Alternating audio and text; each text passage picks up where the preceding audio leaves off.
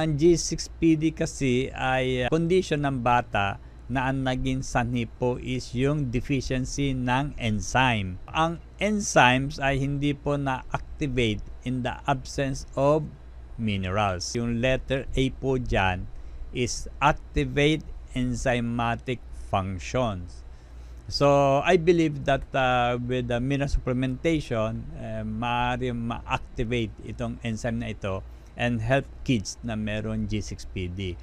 Kaya, I will take this opportunity to warn, okay, lalo yung mga mommies to be, o kung kayo po ay nagdadalang tao, na please do not forget minerals as one of your supplements. Kasi usually ang binibigay sa kanila vitamins, iron Pero when it comes to minerals, kulang.